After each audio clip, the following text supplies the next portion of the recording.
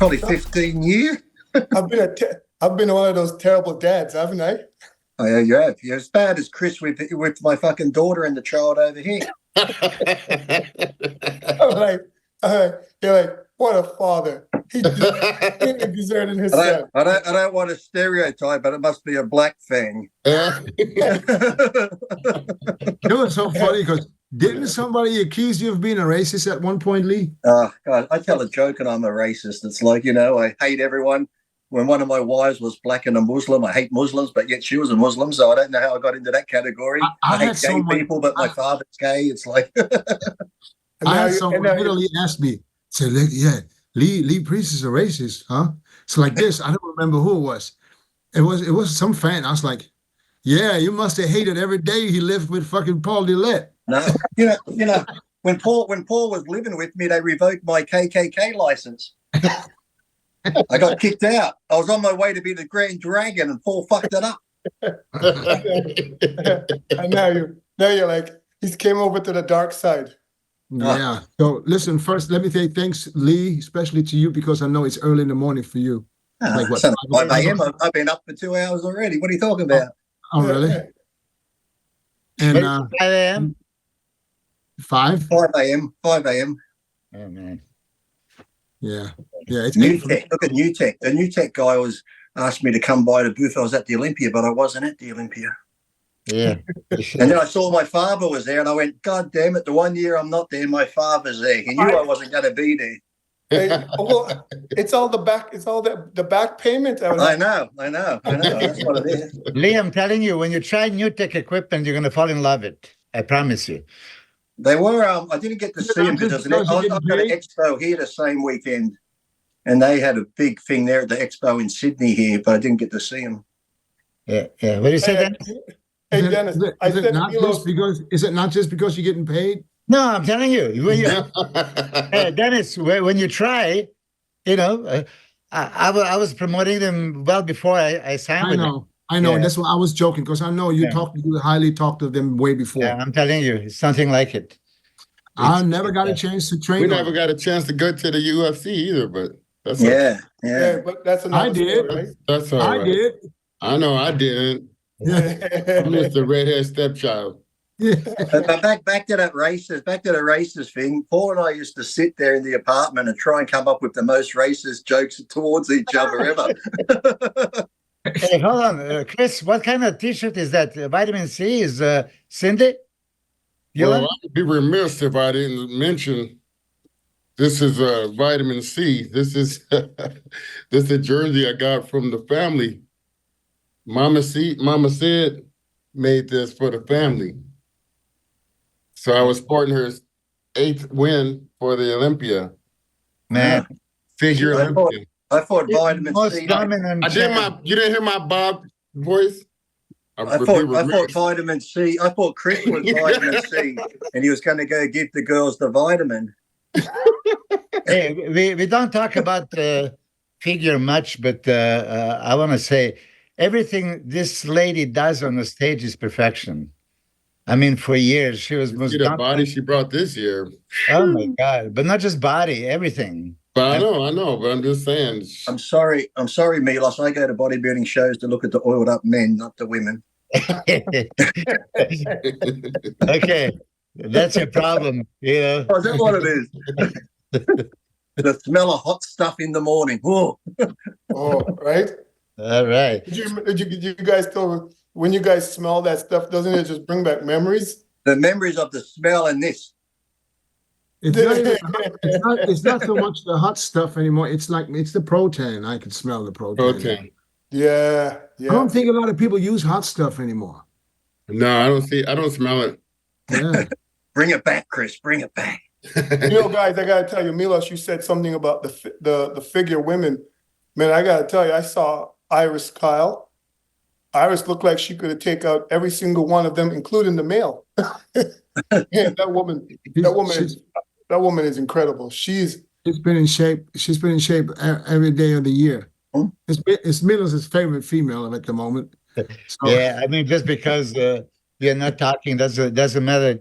I respect her as a fucking phenomenal athlete. Man, I'm telling you, listen, I'm sorry. I don't care which male bodybuilder I offend. I'm telling you, pound for pound, the best bodybuilder on the planet, Iris Kyle, male or female. You said that about me once, Father. You said that about me once. Boy, I have to say that. My dad's just pushed me aside for a woman. Right. Listen, so we covered pretty much everything on the Olympia last week, but Paul and Lee, well, we didn't get a chance to get. That's okay. It's over. Move on. Fuck it. Yeah. I kind of, you know what, Lee, I have to rub it in. I got to rub it into Dennis. Milos, did you side with me? Because I said I picked Samson to win. Of course, but I don't know if I talked to you at that time. Maybe I was gone, but I said it right away after prejudging. For me, he represents what bodybuilding should be all about. I love HADI, and you see, Iranians, they're listening everything that we say, and then they're very much offended if I say, like, oh my God, Samson's supposed to win. But he was the best combination of everything that bodybuilding should represent: size and thickness and shape and balance and just enough conditioning. So yeah, it's not Mr. Conditioning Contest. I take my hat off to HADI. Every show that he entered, he could have won. If he won this year, it wouldn't be like a robbery. You couldn't complain. If you win, you couldn't argue it. Hey, if he was second in the world, that's pretty damn good. Yeah, right. But you know what? Why rub it in? I agreed. I told you, remember at the podcast what I said? I said, after prejudging, I thought I had HADI just edged slightly, but I rewatched it in the morning. Mm-hmm. And that's why I could made a case for Samson. But even though Friday it was 8-8.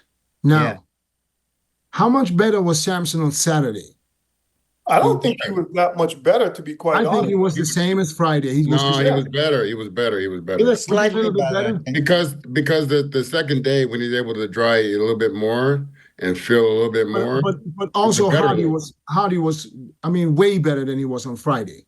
Listen, and Samson clearly beat him on Saturday. Listen, Milos, what I said was this: if you based it on the symmetry round, he beat every single one of those guys with a perfect score.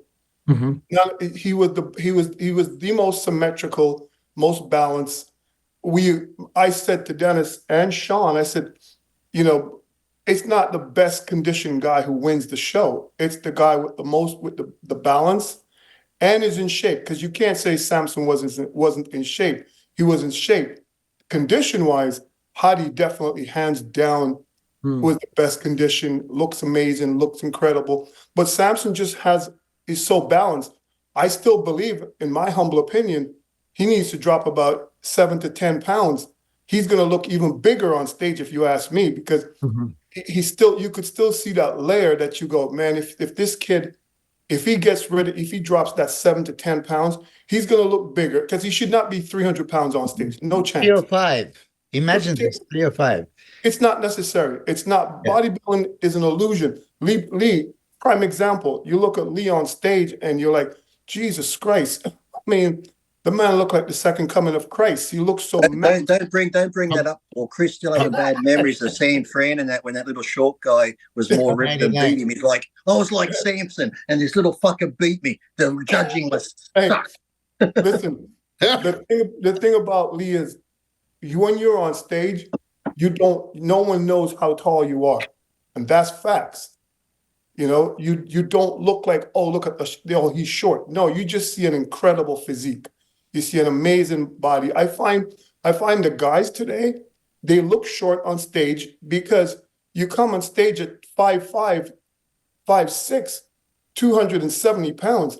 That doesn't even make sense. That's like a building with feet. It's like me in the off season at 285, remember? But I tell you this, when you see Lee and Paul in the clothing back in the day, you wouldn't think much. And then they take the shirt off. Yeah. It's like, holy fuck, what happened? Bodybuilding right there. And that's how you knew, because most times back in the day when people had suits on, all you could see was their face. That's the only way if you knew they were in shape. Right. I remember even sometimes, I think even Chris one time was backstage and I was pumping up. I just used to wear the black clothing. And I remember people look over and go, And once I took it off, people like, I take the shirt off, people go, where the fuck did that shit come from? Once you take the shirt off, it's like, if somebody looks skinny in clothes, you know they're in shape. You know they're in shape. You know they're in shape.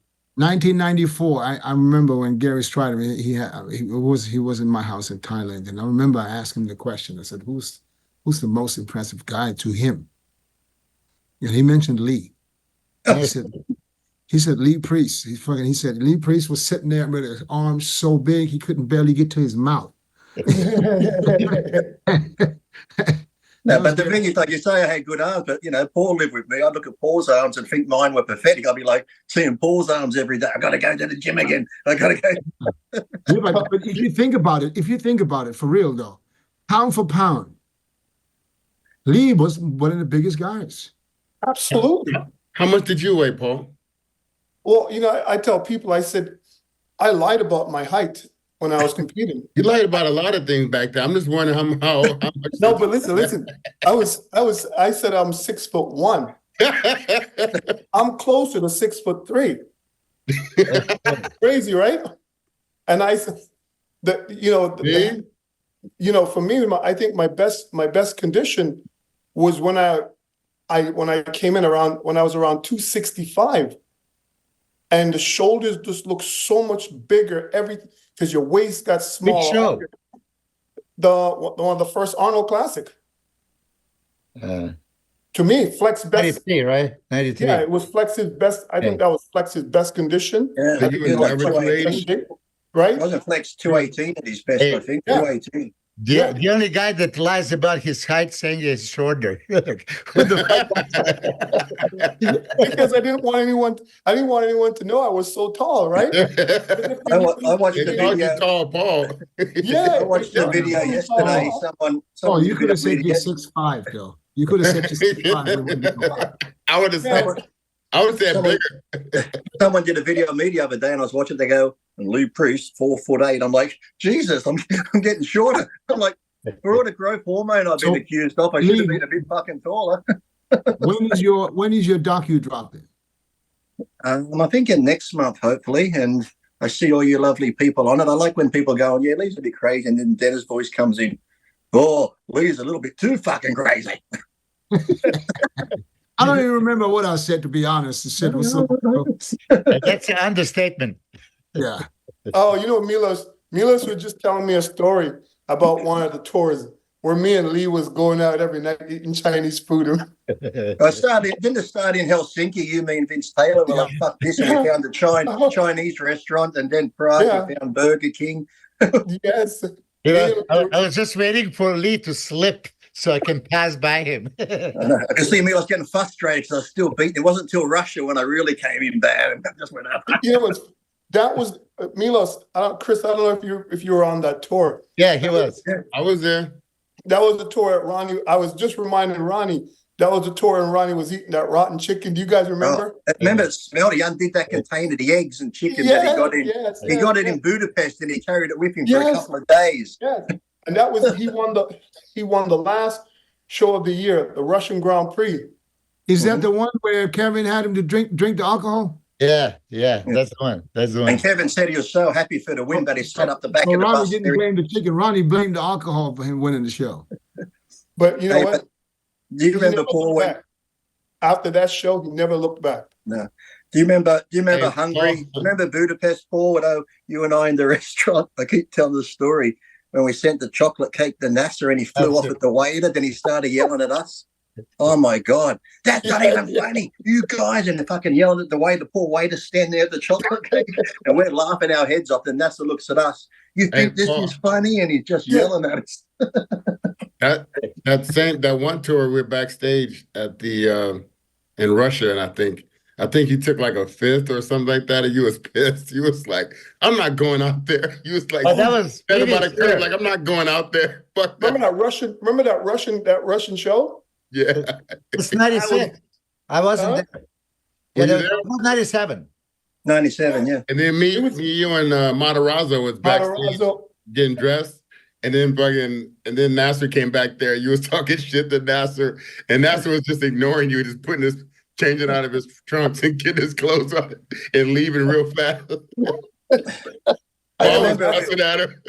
That's the one. Matarazzo was with us, and he ordered. Remember, where were we eating? And we got a burger and fries. And Matarazzo went to the toilet, ate his burger. He comes back. He's like, "Lee, what the fuck did you do? Where's my burger gone?" I said, "I was hungry, and I fucking ate it." Oh my God! But remember, I think our placings went down, Paul, when you and I were in Prague. And Wayne set up Uncle Sam Clothing, and I was going to go, and Paul says to me, he goes, "Son, sit down." I said, "Why?" He goes, "We're not going." I said, "Why aren't we going?" He goes, Wayne's getting money for that. We're not, to sit down. And Nasser comes up the stairs. "You guys, Wayne says you have to get on the bus." Paul goes, "My son and I aren't coming." So from that day on, our placings just went, brr. I told him, "Fuck off. We're not doing this." I said, "Hey, Chris, you got the great leather jacket. That was the only one. You pissed me off because you got it right before me." I had a nice jacket, man. I still regret it. Hey, we got like 50% off, man. You guys missed out. And this is where I used to tell people too, when Paul lived with me, you'd always hear these rumors of the gear use. I said, "Look, I saw what Paul was taking for the 98 Olympia." And I tell the story was, remember I had that shitty from 97, that fucking ugly crystal vase thing, bowl that had fifth place on it because Paul got fourth, because that was a good story. Remember, we get to the Queen Mary. "Hey, Paul, did you hear they changed our placings?" Paul's like, "What? Who did?" I said, "Wayne." I said, "There's Wayne over there, Paul. There's Wayne." And Paul goes over and grabs Wayne by the neck. Chris, you remember that night on the Queen Mary? I went down. I told that story before. I went to, man. Okay, come on. We're gonna get back to but Paul, you went up to the table where they were all sitting having dinner. I was egging him on though. I egged him on a bit. There he is over there. You lost 20 grand, Father. You lost 20 grand. I wanted to listen. All right. Because I'm like, the show's over. Me and Lee got our place in. We're on Queen Mary celebrating. And there's a rumor going around. There's a rumor going around saying, "Dillett, you didn't place where you placed, and Lee didn't place." I said to Lee, I said, "What the fuck? I don't believe this." And then we started finding out more and more. They say, "Oh yeah, I'm like, the show's over. Everybody's left the venue. Elvis has left the fucking building." How the fuck, an hour later, you're gonna tell us that, no, you're in the wrong placings? I still got my certificate. For fifth place. Never got the check. Listen, the only thing I didn't get, I wish I had the check, because I wouldn't have given it.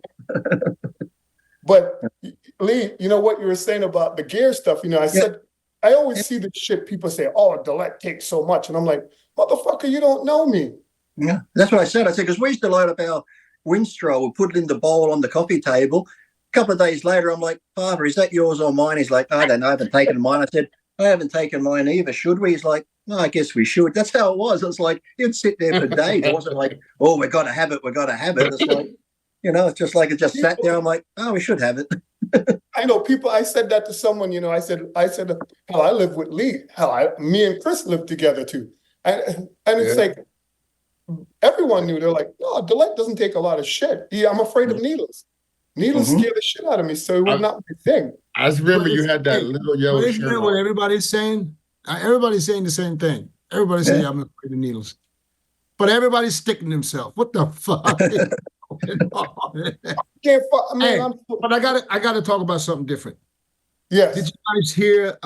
Anybody seen Quinton's video? Oh yes. Parts of it, yeah. Oh yeah. I need to get you guys' opinion on this. I mean, everybody is. I mean, he was basically pretty much slamming Matt Jansen, and then I don't know if it's true or not, but from what I hear on certain channels, and then you never know if it's really true, that Sean Clarito left, Nick Walker left, and I think I don't know if Shire. I don't think Shire has. Yeah, and when they say left, though, is that an accurate thing, or from what I've heard, I think Matt put out a statement saying it was a mutual thing, because he even admitted and he apologized, saying his mind's been elsewhere doing other stuff and he hasn't put as much time into them, so he apologizes. Family and wife and kids. Yeah. So I think it was a mutual thing. So when they say, I think when they come out and said we're no longer working with Matt, I think it was a mutual thing, but people are taking it as they left him. They've all left him. But I think it was a mutual type base thing. But could it be that Matt Set told everybody, "So listen, I'm done doing this"? By his statement, I think it was on Buys and Tries. I read it this morning. Had his little statement saying how he apologised that they weren't in shape, and he knew that it was him that was sort of not really into it and stuff like that. Wasn't there. Hey, you know what, Bo? One thing is not really talked about. We talk about it. The hokey pokey. And we talk about it, Dennis, how, the time you put into other people when you've done your whole journey yourself. And I'm not saying some of these coaches that even had a journey, but we've done a journey, and we have our family, we have our kids, we have our everything to devote our life to, and we already devoted so much of our time and life to bodybuilding. I think that's one thing that should be mentioned from time to time. Is very important for us to even give our time to our own families, and let alone another man walk around and follow him around the world and doing that type of thing, when it's a big sacrifice for everybody involved. So I think, some of these coaches should be a little bit more appreciated as far as the time they do give. True. Can we mention about Matt Jansen? He got great results and consistency with Nick Walker, with Sean Clarida, with Brett Wilkin. I mean, people talking like, oh yeah, like they were not in shape. They were always in shape. Sean Clarida was, pretty much always best conditioned guy on stage. Even when he lost last year to Keon, he lost narrowly because he didn't control himself. So he nailed with Sean Clarida every time. This time they went a little bit overboard. Again, he was ripped to pieces, dry as a bone. He didn't have a commodity to lose more size, especially with wide Keon that has a shape. Nick Walker, we always talked about consistent. Yeah. So New York, he was not 100%. He was still great, and he won the show. He didn't nail it. I think they nailed it. And Brett Wilkin as well. So people are not giving. Yeah, but he didn't nail Brett. Brett wasn't actually. I thought he won the show, but I thought it just because the people behind him wasn't as good. Yeah, and Nick didn't nail it in New York either, Milos. No, not nail it, but it was not like off. He barely got by Martin Fitzwater. Yeah, but that's Martin Fitzwater, fourth to Olympia. I mean, but what about Quinton? What do you think about what Quinton? Because Quinton was that was a whole other story, and I understand how Quinton can be frustrated because you only have a certain amount of time to even do this whole thing they call bodybuilding. And you don't have time to put 2 years of something going towards one show, and then just like being lighter and smaller than you were. Do you think these guys give too much to their coaches there? Because you have to take a little bit of responsibility. If I've got a coach and I'm training and he's saying do this, do that, and I'm seeing my legs are getting a bit pulling the plug. I'm like, hey, and I'd be like, hey, coach, I'm getting a bit lean. Can we try something? Some of them I think just the coach says do it, and they do it and don't even query it. It's like, okay. Yeah, I think some people just do what the coach say, but I always been one to where I want to get myself in shape, and then I'll let someone help me land the plane. But I think I have a responsibility myself to look a certain way also. But I told the story. I did that in 2003. I didn't want to do that at Olympia when I had the long hair and gave Wayne that letter. And for months leading up to it, I said on the boards, I'm not going to do it. My mind's not in it. And I got abused. You have to do it. We got tickets to come and see you, blah, blah, blah. I said, okay, I'll do it. I did it. And then on the boards, how can you go on stage looking like that? You let us down. I'm like, oh. But Dennis, what was Quinton saying? Like, what is he actually blaming Matt for? Well, I can't quote everything, but he's basically saying that off-season everything was great. He put on a lot of weight, but he ended up being 20 pounds lighter than he was the year prior. Yeah. You and Chris were big on him going into that show. And I was saying that shit, we ate our words.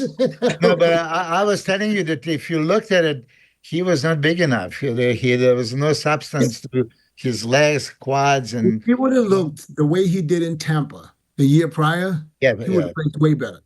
Yeah. He looked real good. That's when I was seeing him pose in Tampa, and I was like, man, this guy. Was he with Matt that year too, or was he with someone else? No, it was the Canadian. It was Dorian Hamilton. Yeah, Dorian Hamilton. Yeah, Dorian. Yeah. But listen, okay. So when you talk about coaches, it's always conditioning, right? That's the most important. So conditioning, that means as lean as possible, as dry as possible. So with Sean Clarita, they achieve as lean as dry, but this time smaller than he should be. So he sacrificed some size along the way. So how do you get leaner? Oh, cardio, cardio, cardio. I mean, I don't know how much cardio you guys were doing, but Dennis, you did up to 2 hours of cardio. Right? I did 2 hours. Yeah, Jay Carver did up to 2 hours. I remember some days, Paul, because I do 2 to 3 hours. Some days I'd say to my father, let's do cardio. I did 2.5 hours of cardio some days. What about those days, Father, you're on the couch like this? And after you do cardio, you're like, son, turn the air on. I'm like, why? He goes, I just took some more clenbuterol. I'm burning up. I'm burning up. I'm burning up. Not cardio. I took more clen. No cardio today. It's very hot. It's very hot. Hey, Dennis, but do you think, is it all about a conditioning game from these coaches, or is it like, how are you building muscle when some of these guys are not muscle building type mentality of a coach? Like, it's not just the diet. It's got to be more than that to put together a physique. Well, I don't know, man, because everybody's a little different, and I can only go off what people say. I mean, everybody's talking. This is what I don't like about right now, because everybody's trying to trash Matt. The last 3 years, everybody was praising him. Now, all of a sudden, the very same people are saying, I've been telling you guys for years. Like what? You know, the guy did a good job with his clients. I think that's the world we live in today, where you know, someone starts a narrative and everybody jumps on that same narrative because they feel that's what's going to get them traction on their social media pages. It's true. It's not really what they believe, but they're just going along with the narrative because they figure this is what people want to hear about. And people love negativity. No one wants to hear positive. And was kind of like Milos, you know, he's very hands-on with his clients. I'm talking about his top clients. You can't be like this with everybody if you do a lot of clients. So I understand that. But he was very hands-on with the gym every day until the last day before the show. So he was doing all that. And I believe he's at a point where he's just get fucking burned out. What do you guys think about Derek Lunsford? Took 3rd place, right? Yeah. I think Derek is just, I don't know. I mean, this is the thing that Milos pointed out to me prior to the Olympia. And it was even more obvious this year that his balance is not really right. It's off. His balance is off. He was top heavy. His back was top heavy, but he's been top heavy. But now he's gotten bigger on top, but his legs didn't really come up. So so now his waist looked wider. Well, he's doing an FFC 77 workout. What? He's doing an FFC 77 workout. Is that better? Is that better than English and tell me what that is? No, it doesn't matter what workout he does. I know. I'm talking about his physique. We talked about Derek's symmetry last year and the year before. We can't speak about that at this moment because right now, I mean, he went backwards. Yeah, you know, the feeling I got, Dennis, was not like I got the year before. The year before, it was jaw dropping, especially when he turned around. And we last year he looked like an hourglass, and he looked like an hourglass last year. This year he looked like a mushroom. Yeah, we thought we was going to get that same look from the back, but and he said he improved the back, so we were like, most all of his posts that he put up was his back training leading up to the show. It's all we saw was the back to back to back. So you shrink your arms. I guess Milos was right. Well, no, listen, it's no disrespect, and I hate to say it because really he's such a nice guy, but let's analyze. He had him in third. Let's analyze 90s. If I would say to Flex that Kevin was better, or to Sean that Paul was better, you know, like, oh, it's an insult. Like, what do you mean? Any of those guys can beat other at any given day. Any given day. Yeah, at any given day. So they think like, oh, now I'm Mr. Olympia and I'm the best in the world, and you can't compare me with anyone else. Like, what are you talking about? It was so close between you and we all saw Hadi winning last year. Okay, yeah, I picked Hadi to win last year. He got a nod. Okay, now SAMSON came in the picture. I mean, SAMSON was there already. He needed to come down to what he presented this year, and like you said, Paul, if he goes even further and gets in the condition I like Hadi Chopin, he would be probably untouchable. Untouchable. For years. So Hadi's fans, yeah, I'm a huge Hadi fan. And I still think like he could win every show that he won. He creates that something special. But then when you really analyze from the side, okay, and from the back, okay. So he can lose those poses. With Derek, what I didn't understand, he had a stellar back poses and no other poses a Mr. Olympia pose. Nothing. Not from a side, not the ab shot, not most muscular. From double, you can say, okay, it's not bad. But it was not like, that's the best bodybuilder in the world, right? Yeah, he didn't look like a Mr. Olympia. He looks like again, you look at him and say, he looked amazing. He looks amazing. Great. Yeah, but it's not. Lee, what do you think his weight was? What's that? What do you think Derek weighed on stage? How much did he weigh? Maybe in the high 220s, low 30s, was it? Or that'd be guessing, but it's hard to say. But yeah, I don't know. But I don't know. It's like it's nothing against them too. But is it that we were spoiled back in the day with, Kevin and Chris and Flex and that we sound like old timers are back in my day. But it seemed like back then so many people had that wow factor. And to be Mr. Olympia, when you saw Dorian or Ronnie or Phil, they all had that wow factor. Look, nothing taken away from Derek and that, but I look at Derek and go, okay, he's great, but I don't get that wow. Like when Paul walked on stage, it was just like, oh my God. It's like you sometimes couldn't believe what you were looking at, where Derek looks great, but doesn't have that sort of, when you saw the lineup back then, when you said you had Kevin or even Sean, he wasn't the biggest, but when he came in condition, I think maybe he should have had an Olympia there, but there just seemed to be so many wow factors back in our time compared to now, where you get one or two, but it's not the same. I don't know. Hey, you know what I said this year? We did the Olympia battle competition. We also was in Kuwait. But every time I was around Samson, when he took his shirt off or was there in the presence, it was like, shit, that's a big son of a bitch. You can go back on the tapes, and I said it, Dennis.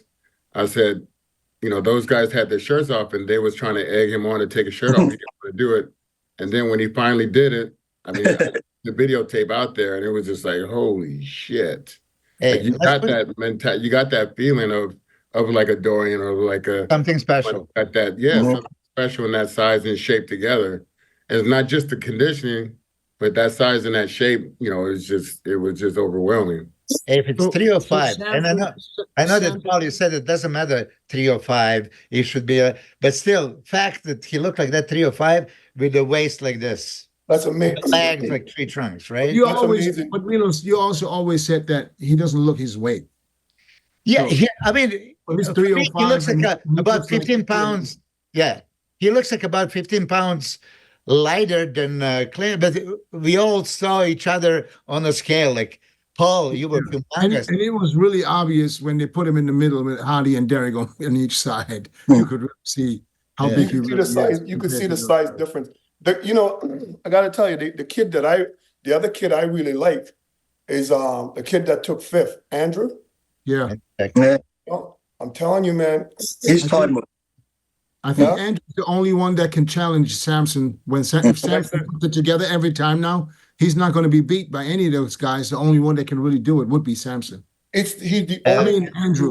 Yeah. When you look at him, he has the height. He has calves. He has legs, buys, tries. Listen.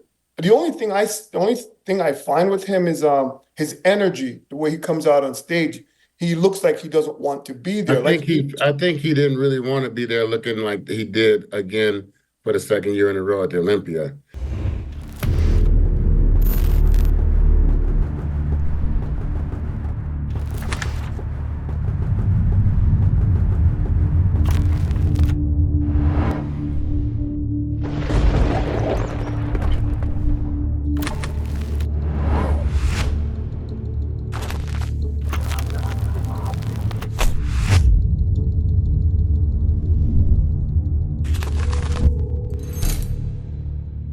I mean, that takes a really, a real Chris, they went in thinking that he's going to win. So I would like for them to just throw out some pictures of him a few days prior. I want to see what they were saying, because I mean, Chris was really highly saying, he was saying like he's going to win the Olympia.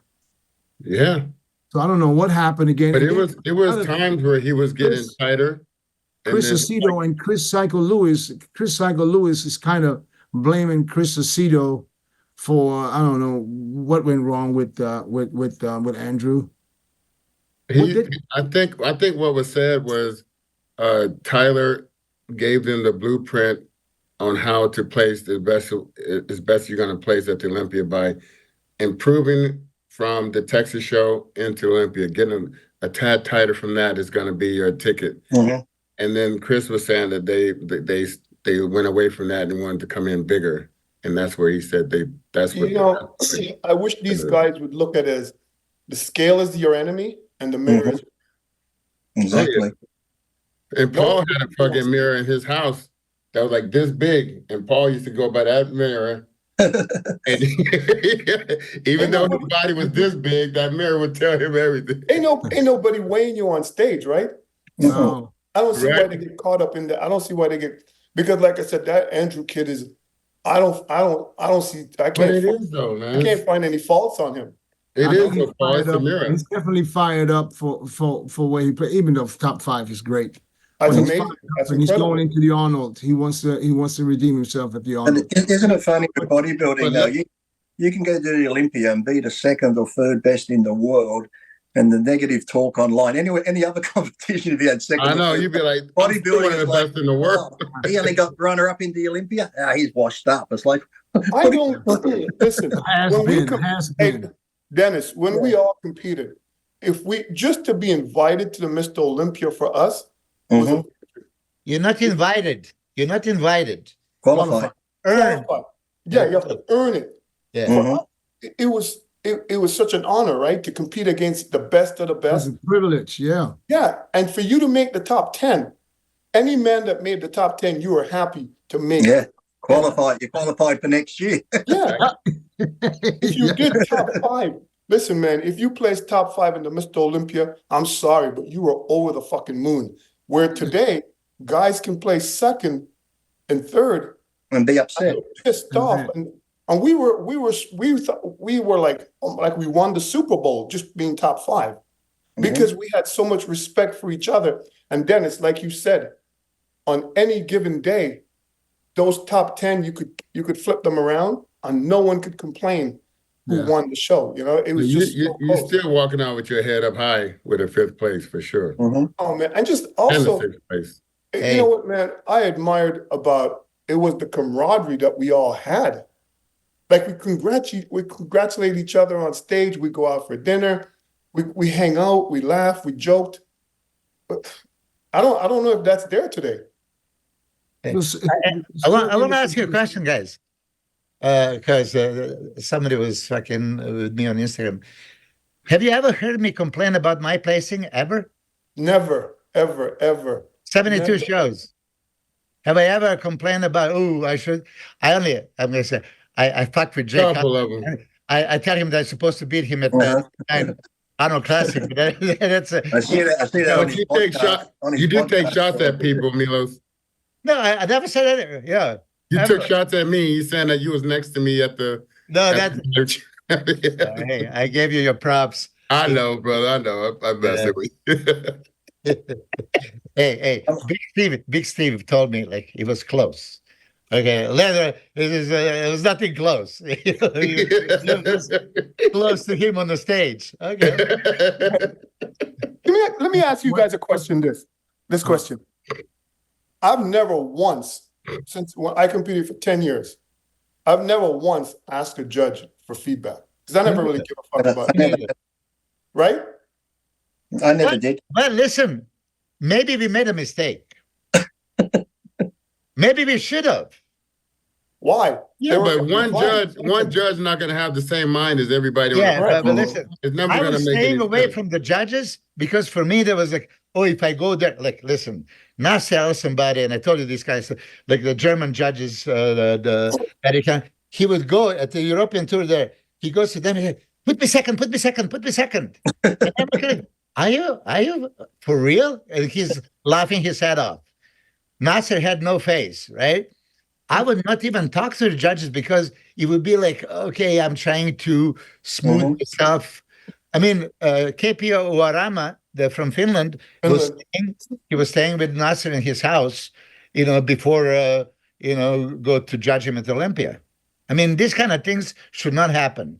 So even Dennis, back in the day, I never told you, okay, go to judges and ask for opinion. But I think it was a mistake. You did sneakier stuff.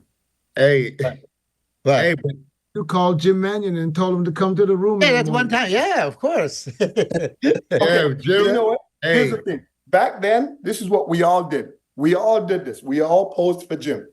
I did it. I remember you told me you were at my place one day, Paul. You go, you coming, son? I said, where you going? He goes, before the Ironman, we're going to pose for Jim. I'm like, Jim will see me on the day of the show. You're like, okay, son. Okay. Yeah, I posed with Jim before my USA win in '93 with the socks on with the arms out. Yeah. Jim was right there. Listen, we posed for Jim in Gold's Gym at the back of the room, where the whole gym would. As soon as we take our top off, I would go to that area. The whole gym. The lighting, near the gate there, the perfect lighting coming in. Damn, I missed that. I missed those days, man. Yeah. What we didn't have is what Tyler Mannion is doing now. He's giving a breakdown of every pose and every guy what they need to work on. We didn't have that. I wish we did. If you remember back in the day, first they put the judge's name and scores. And then I guess some guys were complaining, and then they would never. I don't know who complained. Milos was sending death threats, so they stopped doing that. But I think the best person. I think my opinion is, I think the best person for you to ask feedback is your coach, because that's who should be watching you. That's who know what you're eating. That's who know how you're training, and that's who can truly give you. If he's honest with you, he's going to give you constructive criticism and feedback to say, hey, here's what we need to work on. I think judges will tell you what you want to hear in front of your face, and behind your back, they'll say something different. Or you can only go by what they used to do under Wayne. Paul, I want to point that out, because I think now with Steve, we really, Steve is straightforward. He tell you in your face if he doesn't like something. He's one of the guys where I think he's a straight shooter, and I appreciate that. And I learned a lot from Steve every time, especially with the posing and everything. No matter what category, he knows a lot of little things that's going to help you look better. Oh man, Steve should be on this podcast. I know Milos and I had our many discussions. I think Paul had a few. I'm not sure about Chris with D'Amelio. We had our little one-on-ones. Man. We had a lot of fights, me, you, and Wayne. Remember? Yeah. Talking about a fight, guys. There was some altercation going on in the Canadian gym. Yes. I've been used for my opinion on that. Someone asked me, I said, look, you see 4 seconds of video right now. I'm not going to make an opinion. I said, yes, you should never put your hands on anyone. But what led to that, I don't know. I think someone said he was sending DMs I was talking about then. I'm not going to say, but I might have seen something where there's footage of him talking, then he walks away, and then he goes to get a bar. Jeff says something. Supposedly, that was the second time he basically punched. From what I heard, wink wink, then Mike's over here, gets a bar. Jeff says something. Mike says something. Mike goes back to his client. Jeff finishes his set, walks to Mike, mouthing off. Mike walks a bit more. Jeff mouths off. Mike comes over. But do you think some of it's like that trolling culture that they have today? Are they trolling each other, and then somebody? It's almost like they're trying to instigate it. Got the cameras ready, the cameras are rolling. It's almost like get the reaction. It's like But isn't Canada dissimilar to the US, where you can't put your hands on someone, doesn't matter what they say? Yeah, same thing. I'm sure Canada. Ask Paul. You Oh, know, Same thing. It's actually I don't think this is something you want to do in the middle of a gym with the guy with the camera No. right there. Hey, Oh, hell no. They think you do in the alleyway with no cameras. Yeah, or in the locker room or somewhere where there's no cameras, but the guy was filming. So he sometimes, hey, so sometimes you just want to. but I guess he lost it at that point and made a huge mistake because it doesn't And matter I made a comment too. If they've been going back and forth, I think Jeff said he sent him a few nasty DMs, but if they've been going, well, I know I've been in situations where I keep a lot of shit in. I'm not a violent, I don't get angry. Not like Chris taking my food at the firehouse, but I won't go back to that. But it's like I just keep it in. So like you might keep all this shit in for a month, and then one person does one little thing and you fly off the handle. People are like, fuck, you got upset about that. It's like, it wasn't that. It was the listen, it doesn't really bother me. It doesn't really bother me that he throat slapped him, to be honest, because I could care less. But I just don't like the fact that now he can be in some serious trouble because. And he's got a company too. He's got his supplement line, so it could be. You're about, yeah, he could, yeah. I mean some people got that crash out gene. At the time, I don't think he would touch him. Dennis, some people got that crash out gene. Just want to just go and just like say, fuck it. I mean, this dude I'm gonna risk it all right now. I got a CT scan done. I know. I know. A CT scan. In his statement, did he even hit his head? In the statement, though, he said that he's like, he jabbed me in the throat twice. I'm like, he jabbed you in the throat.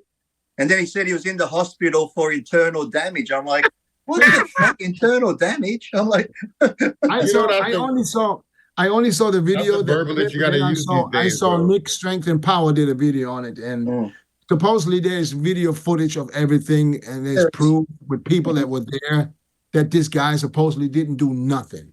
At the end of the day, it doesn't matter if he said something.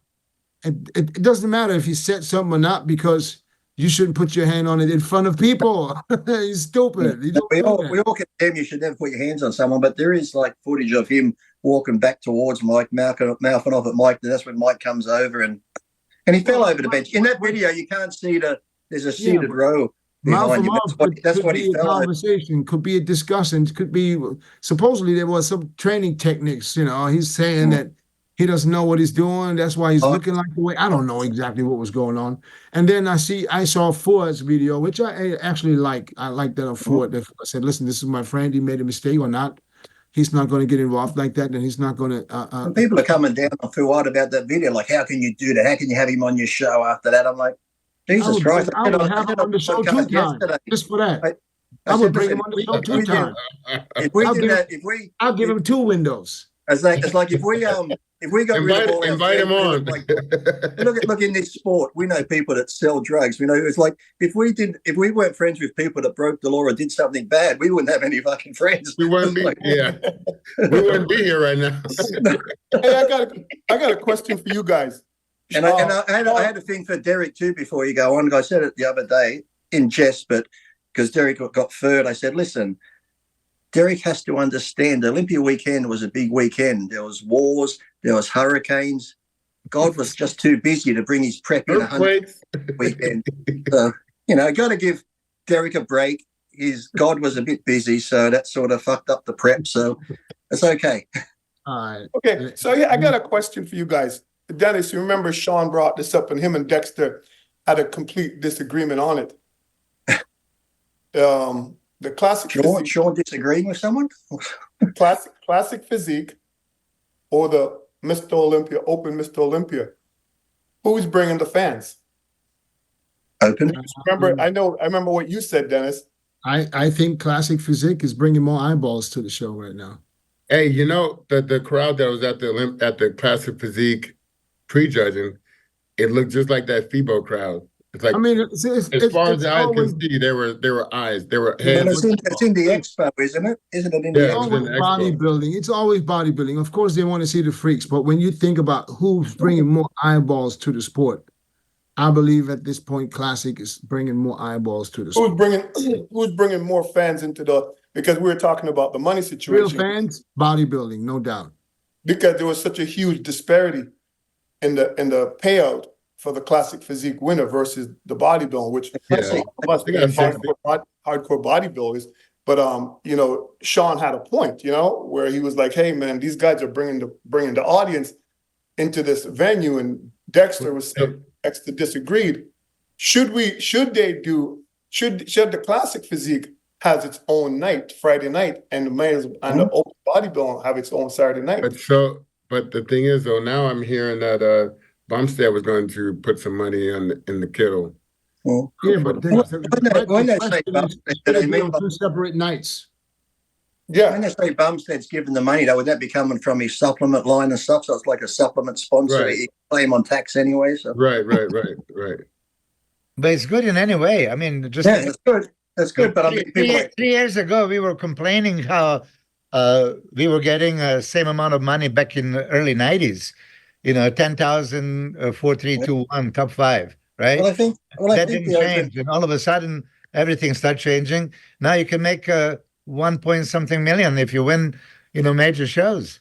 Yeah, but I think the Open should get more because ever since Classic and Physique come along, they've taken all the gay for pay away from the open bodybuilders, so the open bodybuilders need more money. The gay want to go on after the classic people. No, so what do you guys think? Does Sean have a point?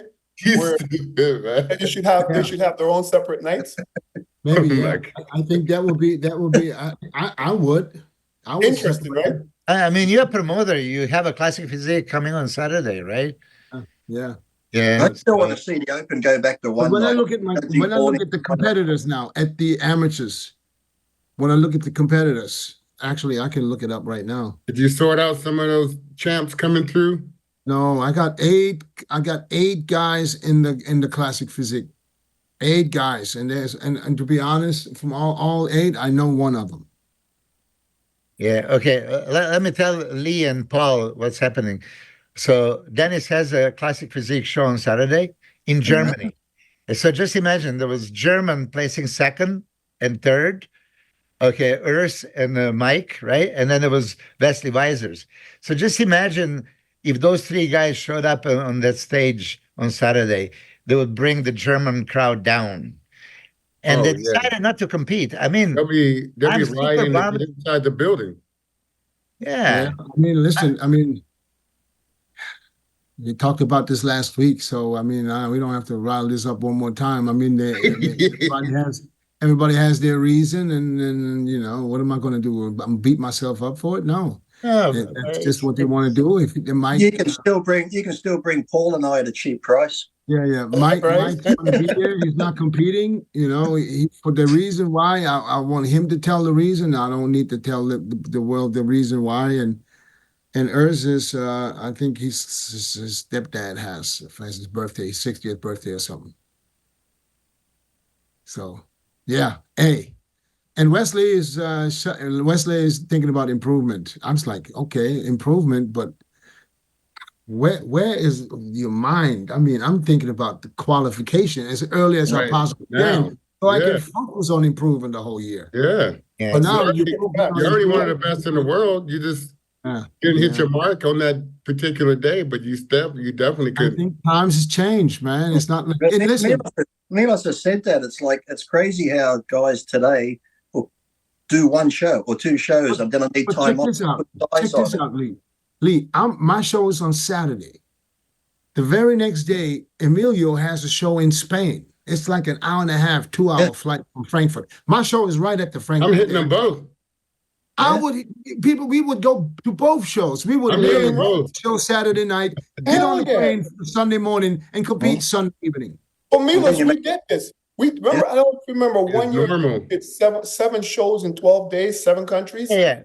Well, hey, there is 4 of us right here from 97 European tour, and so put this in perspective. Now, I knew I cannot even place top 5, and the 5th place was $1,000, and I'm going to 7 different countries to have my ass beat. Okay, no, I'm going there to promote the sport. Milos, who paid for it? I know. Who paid for this? Who paid for all this? Well, so fortunately, listen, my first contract that I signed up with Power Bar, I had any show that I want to compete, they would pay for my expenses. So they competed in everything, right? But of course, if I had to pay, that would be different. But in any way, I was going to I was 10th at Olympia. Chris was 8th, Ronnie 9th, right? And you two guys placed in top 6. I'm going there with Kevin and Ronnie and all of you. Vince Taylor, shit. I know that there's no chance I'm going to even make a top 5. But I was going all 7. I enjoyed it. You talk about before being a top 10 Olympia. I have a lot of, obviously, enemies. Loser, you never accomplish anything. 10th place in Olympia. Yeah, I was 10th place in Olympia. I was standing on the stage next to the best guys in the world for 10 years. Milos, these people are crazy. Just to keep it real. 10th place back then is like being top 5 today. Exactly. I don't want to say that, because then we always you all guys call me old and grumpy old man. I don't give a shit. 10th place back then, like Paul said earlier, that meant something. You're in the top fucking 10 of the world. Top 10. There wasn't no 25, 30 guys on stage where 10 of them shouldn't even be there. Hey, everybody on the stage was in shape. Everybody. It doesn't matter if he's first or last. Everybody. That's guys. Remember guys like Frank Hildebrand, God rest his soul. Yes. This guy was. Come on, man. These guys were there was not one guy on the Olympia stage that you could say was out of shape. Not one fucking guy. Every guy looked. Andreas Moser. Come on. Now to back up Lee's claim. And who back then had a coach? Really? Yeah. Well, 97, there was already Chad Nichols coaching, many of you guys. Back up a little more. I remember Paul, when Paul was working with Chad that one day. And I asked Paul, I said, why do you work with Chad? I said, you know what you're doing. And I think I was in the kitchen. I'm like, should I have steak or chicken? And Paul walks over and goes, that's why. Look, son, Chad says I have to have chicken and rice. I don't have to think about it. I'm lazy. All the coach was back then. It's just for us. Someone just to say, this is what you're going to eat, and you just follow it. You just didn't want to think. Paul, I went into the room with Paul to go see Chad. He said, I'm going to go see Chad. He's helping my diet. And this is the 98 Olympia. We're in New York. And I was like, okay, I'm going to go over there with Paul. That's before you worked with Chad, Chris? I started in 99. Okay, so that was before. Okay. Yeah. So this is before I worked in. So I did my own diet for the 98 Olympia, and I did my own prep and all, whatever the hell you want to call it. I just got in shape to compete. That's it. But then I was like Paul was like getting some last minute instruction. I was like, remember before the 98 Olympia, Paul and I were on this thing where I'd bring home 2 of those big chocolate Edmonds cakes nearly every couple of days. Man. And we'd be eating them because it said, 0 fat and all this, full of carbs. As the show's getting closer, I'm thinking, shit, I'm still not really there. So I'd buy 2. When Paul's asleep, I'd throw mine in the garbage. He'd come downstairs. Did you eat yours, son? I said, yeah, I ate mine. So Paul starts eating his. I'm like, that's it. Keep eating, fucker. You're going to get fat. You used to cheat on your diet, Paul? You'd cheat on your diet? I remember once I cheated on my diet because I don't know if you guys remember. Forgot which Olympia it was. And I was living in Marina Del Rey. I remember I was all 3 weeks out, I'd be in shape. What was that time we went to Jerry's, you and I, and we ate so much at Jerry's Deli? Oh, Hey, listen. You two are known to cheat and then pop more thyroid right after. Well, for me, it was cardio. Whenever I cheat on my diet, man, I'd be in the gym 6 a.m. doing an hour. But I was like, on my day off training, on my day I have a cheat day, not a cheat meal, a cheat day. So in the morning I'd go to McDonald's, come home, an hour on the stepper. Then I'd go sit down. I'd go to Kentucky, come home. By the end of the day, I did 6 hours of cardio because every time I had a cheat meal, I'd do an hour of cardio. So the next day, I was that fucked. I'm like, I can't help but think of Paul with that towel around his neck with that chewing on it in his mouth. I remember the time I told a story, Paul. I came home. I'm like, what's Carver doing? Where is he? And I went upstairs and he had a little guest at the time, and here's Paul flat out on the bed. His little guest is sitting there with a bucket of water, shaving him while he's sleeping. It's like, I'm like, Jesus, Father's got it all. Dennis, one time when me and Paul was at the house, we was at the apartment, and Culver City. Remember, Paul? Oh yeah. So I had a big ass thing of GHB that was inside inside a Sprite bottle. I thought it was 7-Up. A Sprite 2-liter, Yeah. and I'm in the back chilling, right? And next thing I know, I hear this big, oh fuck! The fuck is that? Paul just turned it up. Paul drank the GHB. Yeah, he drank the GHB. Oh no! Did you prep him? Did you prep him for what's happening? No, I mean, but then he was. Then next thing you know, he was in the middle of the dining, the living room, spread out like a big ass bear rug. He was just like he was there for like, I don't know how many hours he was there, but I remember stepping over Paul, like trying to get to the couch. Check his pulse each time you go past. he's still with us. At least he went to sleep right away. I know a story where somebody had a fucking episode for like an hour or two before he knocked out. Oh my God! I know, and I was like, "What the fuck is this?" But I can honestly say, I don't know with you, Chris, but when Paul and I lived for that 8 months together, I can hand on the heart say not once. And this is the thing that people think that we always discuss shit.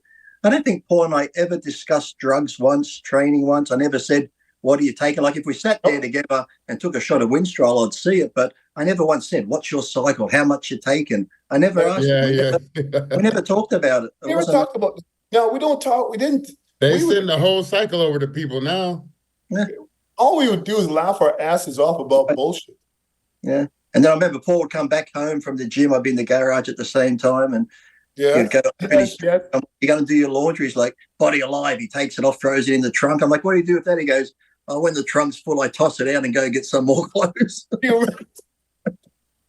Remember, this is how good it used to be.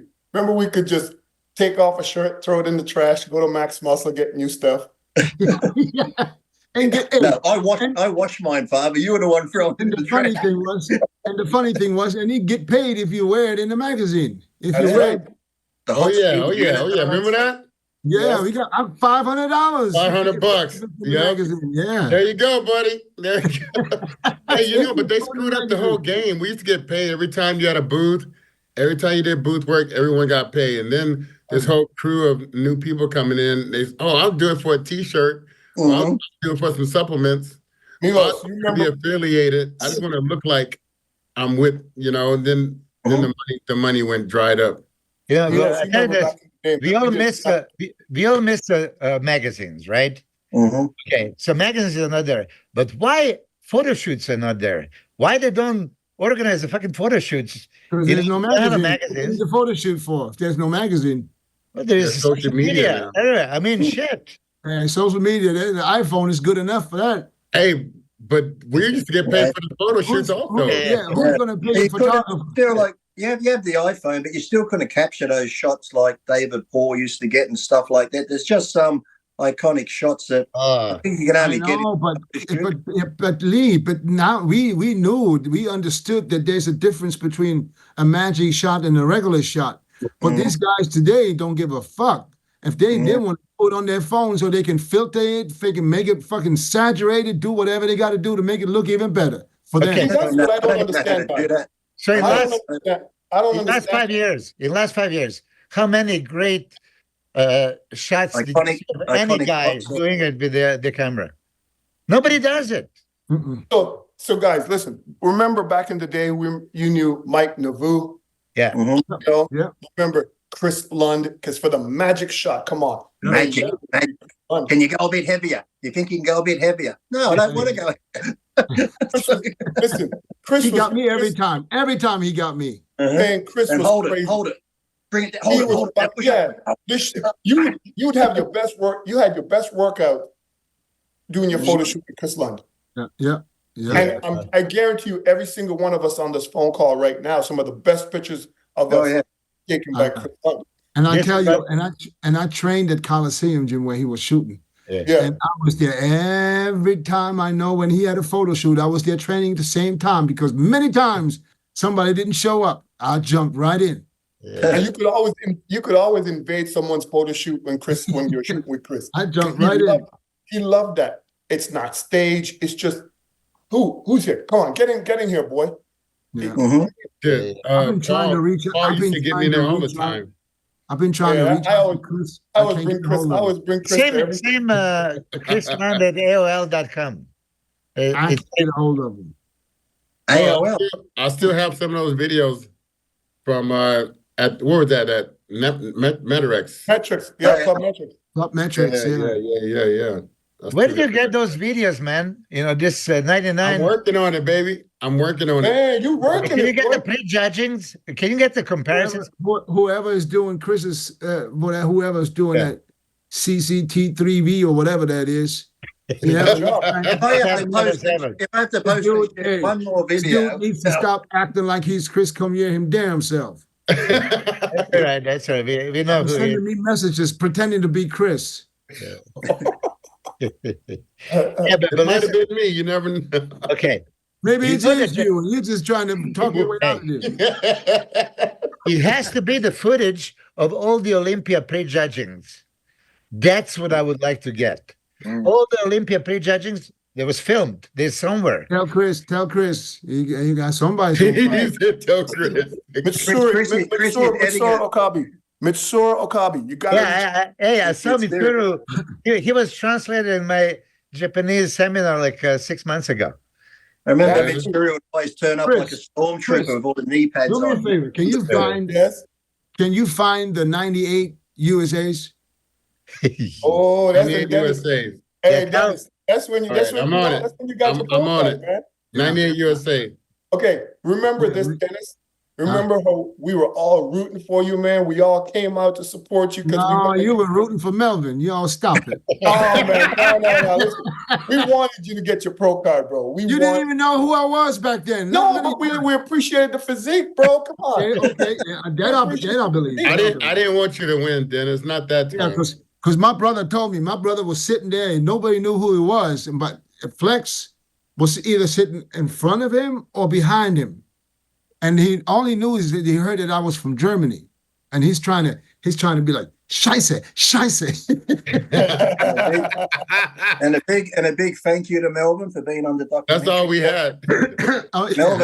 Melvin tells a funny story on the documentary where a gay guy was trying to get something out of him. I think, and he's like, "Oh, I can't be bothered. I'm going to send him up to see Lee or something." I can't remember, but it's a funny one. And he said this guy to see me because Melvin's like, "I don't want." Did you see the whole thing, though? Just bits and pieces, like a long preview thing. Like, so you're not going to watch the whole thing before it drops? I saw the whole thing when I was in Melbourne. It was like 2.5 hours long, but it seemed like an hour. And Melvin's telling that story. And Melvin sends this guy to me. Then he's like, I was so pissed because when I saw Lee the next day, he's like, "Hey, Melvin, that guy you sent to me, he took my posing trunks for $5,000. Melvin's like, "You fucker." Oh my God. Man, you know what, man? It would be so amazing. Like I tell, what I don't like today is the disrespect I see online with guys who've never stepped on a stage.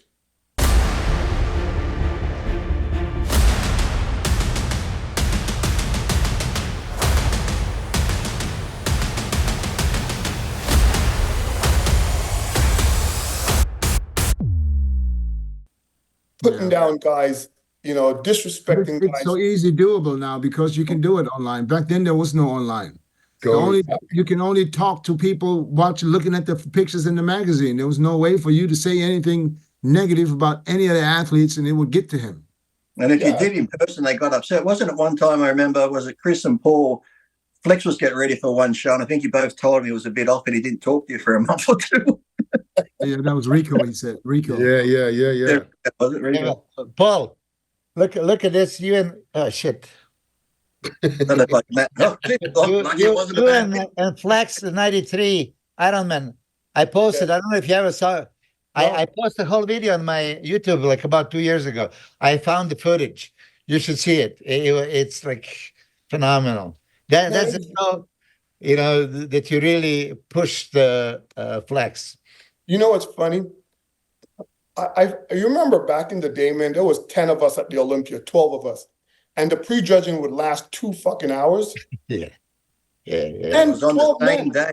and it was on the same day, prejudging in the morning, finals at night. You have some call outs for your ass too, huh? Oh, dude, man, you were praying to the gods. Don't call me. Don't call me. We used to remember the San Fran.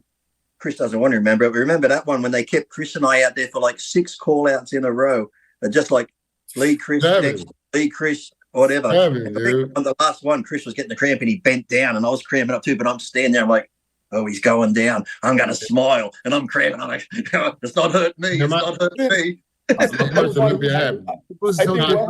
Like Chris, did you get to the point where after like one on the fifth call out back to back, you're posing, you can't even feel your muscles, right? You're just waiting for one thing, Paul Dillett back in line. Yes.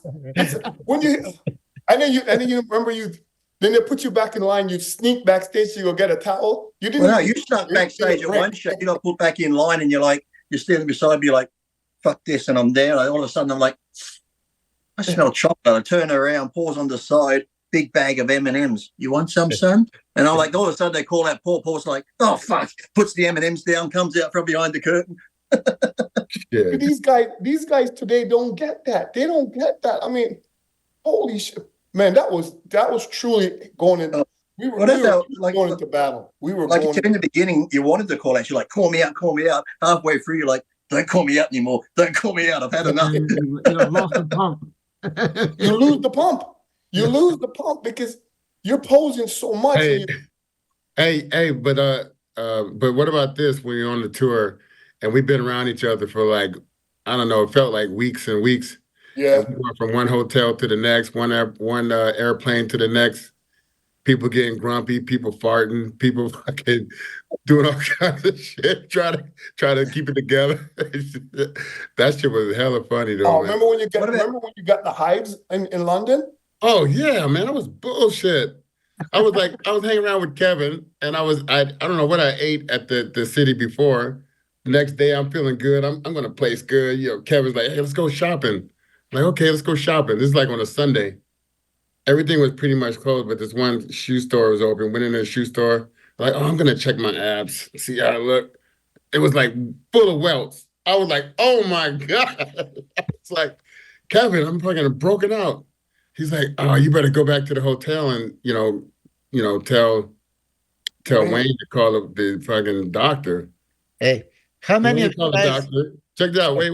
So Wayne called the doctor, and they don't even have Benadryl in the whole country at that time back then. No Benadryl. It was like they said, he don't really have nothing to help me, and my whole body just filled with welts. And I had to go to compete the next day with welts. And in the next couple of shows, my whole leg was welts, no cuts, just welts all over my damn body. Everyone's probably like the bad injection shots. No, I don't know what it was, man.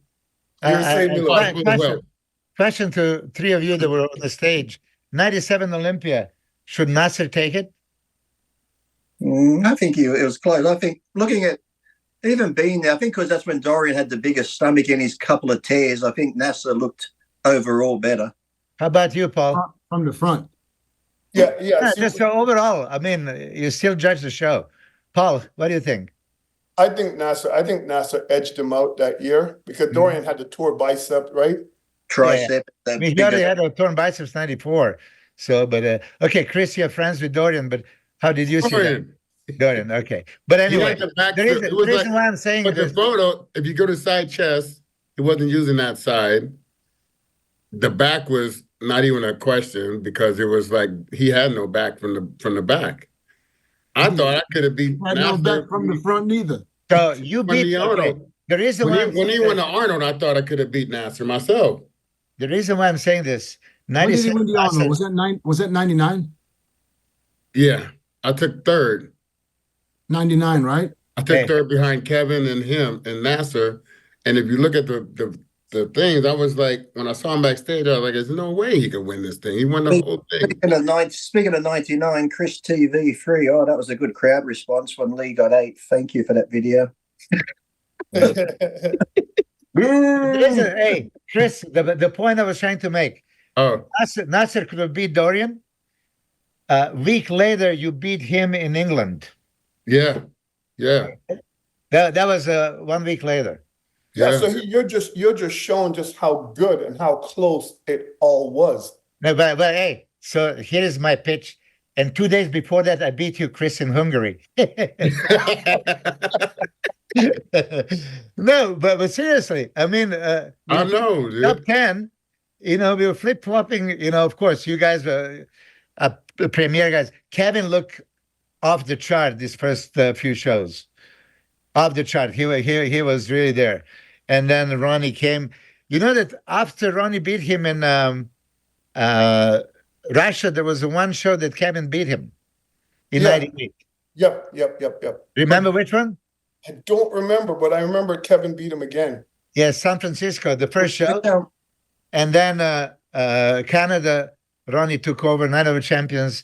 Ronnie was dominant, and Kevin. Do you have any other score sheets from back in the day? No, I used to have all. Remember that one show? Remember they put the stage over the ice rink and the lights were that bright. None of us wanted to get caught out because when we got yeah. Was that Helsinki?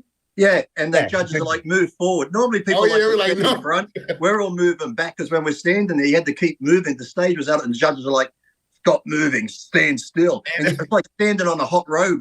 So we kept moving back out of the light. Right. And they had that was the one where the stage was the stage floor was and they had fish bowls on the stage. The damn fish was boiling over. Yeah. What about the slaughterhouse in Italy? Yeah, 99. I was there. Milos, what about which one was it? Tell them about that. Tell them about the one in Italy, Milos. 91 slaughterhouse? Yeah. You were not there. You were not there. But they had some gypsies there, I heard. Yeah, there was many things, but you were not there. Why did you go 99 to the European tour? I don't even remember, man. Be honest with you. I don't remember. I'm glad you didn't.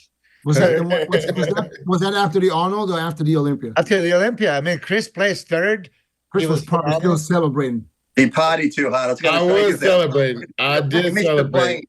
He missed the plane. There's probably some photos out there somewhere because I was happy as hell. That was my goal. Yeah, but before that show, I've been sixth. It's been my best place in Olympia. And leading up to the show, I was like, no, I said, this year I'm going to be third. So you guys went on a tour. Chris was still at Sound Factory. He was at the Spearmint C2K. Oh, remember C2K? C2K. Remember Paul? Okay, man. C2K. Paul, remember I was up on the thing. I just had my underwear on and I'm at the. I remember that night. I'm in the club. Chris had a big selection of those mesh shirts. That's all I remember. The see-through mesh shirts. Hey, I was ahead of my time in my fashion. Trendsetter. Hey, Paul, I told you Bernd Beiderbecke came to visit a few days ago. And we talked about, I think I already mentioned, Sonny, Paul and I stayed for 1 week in between shows in Bernd Beiderbecke's gym. Sonny and I trained twice a day, 2 hours of cardio. Paul was not leaving the room. He didn't do shit. And Paul looked fucking crazy. So I don't know how you do it, but he didn't train once. Milos and Sonny, I'd be sleeping at 4 in the morning, and all I'm hearing is weights dropping and clinking they'll be, man, Milos and Sonny would train for hours. Yeah. Man, that was that special night, didn't you say? Yeah. I know what Is that the year where you lost all that weight? Special pre-workout. Come on, Milos. No. That was my DNP experience. That's the same 97. I'm not talking about the DNP. I'm talking about the speed. The speed. Speed was 92 Olympia. That was 92 Olympia. Oh, 92. It was before Cyber. Yeah. Paul, do you know that story? The DNP didn't work either. I remember that one. I thought, so I'm roommates with Sonny. And we are preparing for the Olympia. And I was in fucking great shape. 2 weeks out of the Olympia. I guess was in Canada, 237, which was good for me. I'm ready. No, Sonny goes like, hey, man, I got some speed. So I say, what is speed?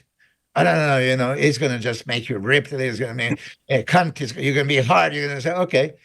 So, okay. So he gave me the drink, right? So I drink it. Okay. You know, I don't feel shit. And he was like, ooh, you feel something? You feel something? I said, no. I mean, what are you supposed to feel? I didn't give you enough. So God knows how much he gave me. I went down to, I told you, 188. Hey, we were in the gym like 12 hours. From 237 to 180. From 237 to 188 within this 1 week. Hey, and every movement was... yeah, shit. But not this 97 when we went to a European tour. So Chris now beat... I beat you in the first show in Hungary. Then we went to Spain. Then we went to England. In England, you were already like second. And Kerry Case goes like, oh, Milos, you know, I think you should do a little bit of this just to get you that little edge. So I took a DNP for 3 days. Right? And man, burning like a furnace. I mean, I was sweating profusely. You know, we were in Czech Republic, in Finland. You know, everybody's with the coats. I'm in a t-shirt, sweating my ass off. And I really didn't realize, because you only just touch your stomach and you're super ripped. Like, okay, I'm gonna fuck you guys up. Until I look in the mirror, you know, backstage, right? I disappear completely. Remember on the tours though, Kevin would always want to borrow 10. He'd want to do something. So Paul, father, comes to me and goes, son, Kevin's bothering us too much. He goes, we've got to set up a phone that I'll call your room twice, then I'll hang up and call you back. You know it's me. So I'm there. Phone rings twice, hangs up, rings again. Must be father. Kevin, can you come to him? Fuck. I said, I'm like, did fucking father tell him the code and he's fucked me over? He told the code. I don't know how he knew the code. I don't know how. That's the same one when Kevin. You guys remember when we were in Czechoslovakia and Kevin met fell in love with that whore? I remember Kevin on the plane. In the lobby. Yeah, you remember, right? And he was Lee. You fucked it up. We could hear him serenading her from the room. Yeah. Oh my God. He just wanted her to come to the room to sing to her.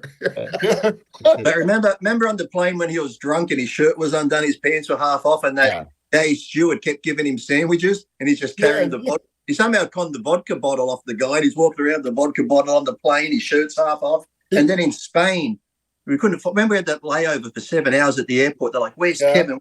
Kevin. Wayne's like, go find Kevin Lee. I go to the bathroom. In the bathroom at the airport, he's putting his tan on. General passengers are looking at him like, what the fuck? Hey, Milos, what about the one when Kevin was looking for his sunglasses for hours? You remember that one? No. And it was on top of his head. Sounds like me. Hey, but did you do remember he lost all his money in that? Yeah. He left in every competition, Kevin. I mean, Dennis. Winning every show, like 5 shows. Yeah. All in one bag, he had this fanny pack with all the cash in there. Because they was just collecting cash. And this fool lost his passport, the money. I remember that one. He owned was inside that one bag. Good. And then I was like, we had more shows. And he was like, all right, Kevin, we'll see you over in Russia or whatever the hell. But you know what's crazy? The amount of stories we have. See, like what you guys were saying with these guys who don't compete, they do one show and then they're done. They don't have the stories. They don't have the memories that we have. You know, like we could go on like this for hours. You know what I'm saying? With all the stories we've had. We had but even like Gold's Gym stories where who has the new car today, the new BMW turns up, then it's who has the biggest sound system in the trunk of their car out the front. Flex, the biggest sound system, Flex. Oh, you need Flex coming down the road. Me as a promoter, if this would still be the way it was, I mean, I was just as excited to go on a tour as I was going to the Olympia. Yeah. Because it's the same guys. It's the same guys. So I know for a fact that if they would set up a tour where we could get the top 10 or let's say 8, 6, 7, 8 from the top 10 from the Olympia to get to go and compete in Europe, more people would put on shows for the big boys with the prize money because they know they will sell tickets. Now all you need is you don't need Mr. Olympia. All you need is the 3rd place, the 4th place, the 5th place, the 6th. The guys from anybody from 4th to top to 10th is still going to sell tickets, and people are going to come out and rows. But that's even greater if the Mr. Olympia hit up 2 or 3 of those. Yeah, I can't wait to see what's going on next year, because next year in Germany we're going to do 2 shows with more pro categories, also the big boys in 2 shows. I want to see who I can get to go to Germany. That's when Chris Milos open bodybuilding. I will have it will be one will be with open bodybuilding, classic, figure, and bikini, and another one would be with all categories. Wow. Hey Milos, we're trying to deliver in Germany, man. We're trying to deliver. So I'm trying to make it happen. There was a rumor that me on that tour. Huh? Is this going to be that tour at the FIBO? On that tour. FIBO is going to be next year too, right? Pro? I can't say exactly right now, but I will make the announcement this Saturday. That's what we're all fired up. Milos, Chris, Paul, come on, we're all fired up. Let's master. Yeah, you need to get up. Come on, one more round. One more. I sent that to Milos. I sent that to Chris. And I sent that to Milos. I thought I was dreaming. I was going to ask you about that. I said, did you send me a message about let's get back on? You know what I would like to do, guys? You know what I would like to do? What I think would sell crazy in Germany? To fucking organize a seminar with all us, not fucking posing, just to come together and tell stories. And it's going to be called Just Like the Old Days. Back in my day. That's what it's called. The Back in My Day tour. Back in the day. You remember, Milos, you guys remember back in the day, we could do seminars by ourselves and pull 500, 600 people coming to those seminars. Just one guy is pulling 500, 600 people just to come to hear you talk. And so, hey, we went. Where did we go to Ecuador? Where did we go? When we went, me and you, we went to Mexico. We went to Guatemala. Yeah, Guatemala. And I was like, Paul. I just went with Paul, and Paul's like, I don't know, do something. So I, all right, put an incline press on the stage, and I'm gonna do a little bit of workout. So I like put on all these plates. I'm doing like 4 plates for like 15 reps. And they were like, I didn't go past the 4 plates, but I was like, after that, then you came on and did your thing. They all stormed the stage when Paul went up there. Oh, dude, remember that one? Paul was running to the back. Remember they had that stage? Remember they had that stage that comes down? Bro, Milos, there was like 3,000 people in this venue, right? They were came out to guest pose, man. And you came out and the whole audience just decided to rush to the stage.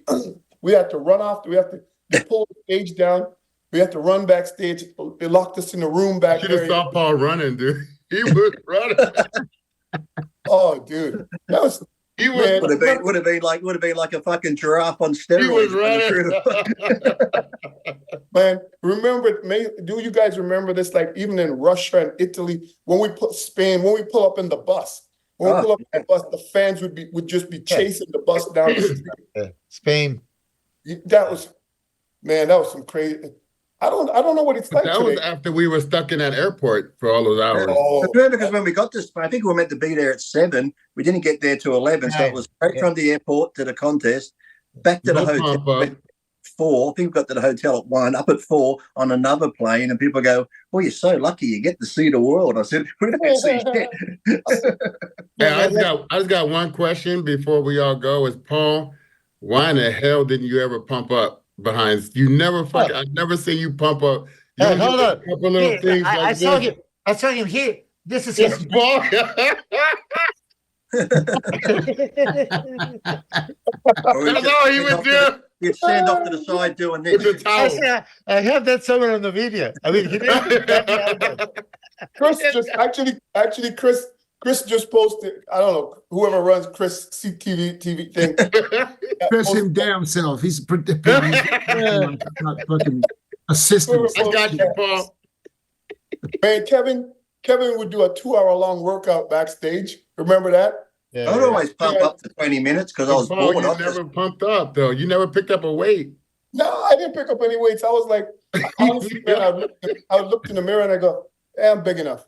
You know, that's really what I said to myself. I'm like, I'm like, oh, my arms are gonna get.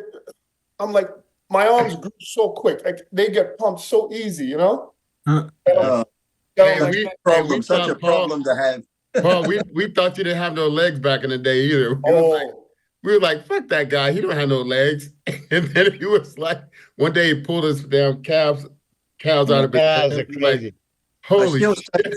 2 weeks at Wet Gold's gym, and you were posing down near that magic mirror down near the gate. Yeah. The Arnold that you cramped up at, I still say, Paul had not cramped up there and looked like he did that week or two before, he would have won that show because, I mean, your skin was just like see-through. And I mean, I'm thinking, why the fuck did fucking Romano decide to give you the injectable Lasix when you look that good already? Paul improved my placing that day. I got fourth after Paul dropped out. I was like, that was the worst show to be. I remember standing on stage still because, you know, Paul and I were close, and there's the shittiest feeling in your stomach when you're trying to compete still at the corner of your eye. I can see him working on Paul over there. I'm thinking, I don't even want to be here on stage now because here's Paul and they're working on him. He's laying flat out on the table. You're thinking, fuck, is he dying? And you're trying to compete. It was the shittiest feeling ever when you see your mate over there and he's like, and doctors are working on him. I'm thinking, fuck, this is sickening. Hey, but you know, I threw up that show. That was my first time. Like, I got really winded at that Arnold, and I had a mouthful of vomit. Oh, like that, and I swallowed it back. I was like, there was no way I'm letting this vomit out on this goddamn stage. I can see people listening to this trying to hold their shit. I'm just saying, I needed the money, man. It sounded like you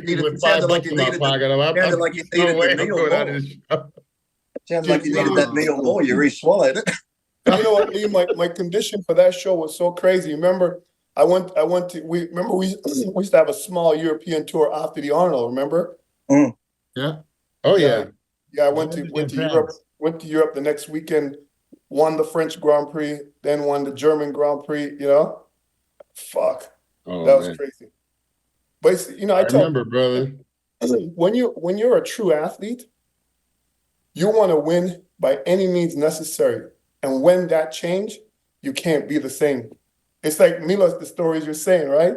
You know, we don't care. We just want to win by any fucking means. But the thing is, though, Paul, it wasn't all about the winning also, because some of these shows we knew we wasn't going to win. Oh, hell yeah. It was I'm going to just place where I could place, but it was a learning. It was a stepping stool to a higher degree of what you want to see yourself as an athlete. Well, we did it because we love it, right? We all loved it. And imagine the footage we could have got there if we had like mobile phones back in the day, even like footage hanging out at the firehouse and the stories there and all the different stuff and crazy times that if we had it all documented like people document stuff today. There's some photos. Question for each one of you guys, because everybody knows the Firehouse. Chris, what was your favorite meal at Firehouse? Favorite meal? I like those multigrain pancakes with the banana and the ice cream on top. What was your favorite meal? I'd have the blueberry pancakes, and then I'd have the buffalo patty burger and French fries. The buffalo patty with the rice in the that bowl. That bowl. Mine was the banana multigrain. Oh yeah! Now come on, Paul. You were always eating the Bob Ciccarello bowl. Come on, admit it. You ate the Bob Ciccarello bowl. There was no Bob Ciccarello bowl. But I seen Gary Stridham was doing that first, or wasn't he? Getting a big bowl with a lot of stuff in it. Yeah. Gary was doing that first. Buffalo. I was going there for that buffalo, and then down the street to Firehouse, there was some place you could buy. Behind it, Fresh to Go. Fresh to Go was right behind the Firehouse. No. Oh yeah, Fresh to Go. There was fat-free cheesecake, but bullshit. You know, they advertise as a sugar-free. Full of sugar, no fat. Yeah. And of course, I would buy every time I go there. I buy the whole fucking thing, and you know, I was just gonna trust you when you tell me. You know what I'm saying? But you said you didn't really train in goals. Did you just go there for the food, Milos? I trained at Goals maybe 5 times in my life. He went there for the Hopkins shop. Oh yeah. But Paul, how many times you just get out there and do another cover shoot? That's what you were doing. Yeah, only. Yeah. Paul and I, how many times did you and I go to Sparky? But I tell you this, 95, I trained at Goals. I was training legs, and I remember Dorian coming in, and then Dorian said, too bad you're training legs. You know, he's training legs next day. I said, I'll train with your legs again, you know. So he was with the Leroy, you know, and trained legs next day. So I stayed extra day just to train with Dorian. That's the first time I trained with him. As at that time, I didn't really believe that he can do his one warm up and one all out, you know? It's like, I was a volume guy. So it's just like, how can you possibly? But that's it. I mean, he would do leg curl, one warm up, and then one all out. Fucking leg press, one. Shit. It doesn't make sense. When that first came out and everybody started looking at that workout, and I was like, I think I tried like one workout, but I didn't really get and understand everything about it. So I just like, okay, I just went on to what I was doing before. So what did you do when you went down to the Temple Gym? I trained with him, we did back, and back was obviously pull over, reverse pull down, the T-bar rows and all this shit. And of course, listen, Dorian's back, I mean, perfection of his execution and strong. That's one thing I noticed when I trained with him. I was doing the bent over row. I did the pull over, of course. I did the seated 90-degree pulley. But the way he executed that goddamn bent over row, man, I was just like stunned. I was like, he wasn't even warm. He just did the 3 plates, just like, wow. I never seen someone's elbows go that high in the air from that exercise. And I was just like, damn, man. You gotta give it to him. He executed everything perfectly. And I trained the same thing with Ronnie. He was doing 5.5 plates, bend over rows, but it was yip, and then moving the weight. I mean, yeah. But he was fun. I trained with Ronnie before we did a photo shoot at your gym, and that was something, man. I was like, oh my god. I think how hard he was training, you know. So I wanted to try it out. Volume. He was doing 5 sets each. Everything. But speaking of eating places, Paul did love kookaroo. There was always kookaroo. Oh, remember that, Chris? Oh yeah. I could still taste it. That barbecue chicken. Was it at the corner across the street from the firehouse? Yeah, right across from the firehouse. The clown building. Were you a big eater? No, I was never a big eater. You know, it's like, oh yeah, it was just funny, Paul's muscle, because you would look at the workout, you look at the food, look at the pump. It was just like. How many meals did you eat, Paul? Donnie. I eat 3 meals a day, and I drank 2 shakes. Hey, Metric for a while. Yeah, I see these guys. I see these guys eating these plates of chicken, and I'm like, how the hell do you eat that many chicken in one sitting? Hey, that's the question right now, Dennis. So let's say you got you have a physique, you have a stature of a physique, a shape. So when does it become too much food is ruining the physique as it gets to? I tell you this. For 90%, it gets too much as soon as they introduce insulin. Too much. So then you get to the point where you can eat too much because you want to. If you take insulin, you want to back it up with enough carbs. That's when you run into a risk to eat too much. But Dennis, check this. When you're younger, I don't feel like you really need it. And I think these younger guys are doing that because it promotes this great muscle growth, which is undeniable. I understand that part. But when you get older, when you're not able to have that same nitrogen balance in your physique, I think it's very helpful for some of the older competitors. And then you're able to get more of a pump, because that's when your pumps is dissipating. I mean, like I used to pump one day, I'm still pumped for a whole week. Now, I'll be lucky to hold that pump till the next day. You'd be lucky to get a pump. Yeah, you're lucky to get a pump, let alone the next day. The only pump So I I hold think is a petrol it's pump at the moment. beneficial for an older guy, but I just think the younger guys can just work on No, their you're right. physique. I agree, because I remember times where I just watched someone else train and I'll feel the pump. You still pump for a week or two. Like Now I train. it's crazy. Oh, that was like back in the day. What do you think about that, Milos? Well, listen, first, let's talk The younger guys or your older guy using insulin? I mean, listen, you don't need to use the insulin, by all means. And as Dennis said, once you introduce it, you have to cover it. And then maybe you can overdo the calories, overdo the carbs. Depends. I'm not saying everybody. I just said he can. It's very possible. But listen, you talk about nitrogen balance. At the older age, we all have that sarcopenia, losing muscle and all this shit. I think that older people need much more protein to preserve the lean body mass. And more research is coming out, and they're suggesting to all elderly to eat more protein. When we were growing up, like that's why Paul is genetic freak. And I think, Lee, you were too. You probably didn't need to eat. You're lucky I didn't take insulin. I would have been a freak if I took insulin. I'm telling you, you would look cartoonish. But Paul, you only had TV dinners, right? And you grew like crazy. If I didn't have my 500 grams of protein a day, I would be fucking like this. Shit. I started with normal 250 and 300. This shit was not happening. So I had to bump it up. And I ended up eating 500 grams of protein a day for 15 years straight, which is way too much in many people's mind. I was the same. I was about 450 to 500 when I was dieting for shows on protein. How much you get for those TV dinners, though? Yeah. You eating those TV fucking dinners. I remember that shit. I used to eat those Hungry Man meals. They were I remember that. Had a little bit of apple the fried chicken in that. That's what we call TV dinner, Lee. TV dinner. Ronnie Coleman, they were eating, super high protein, like 500-600 grams. I remember Ronnie, all that chicken and the barbecue sauce. Nasser or somebody, that's one thing.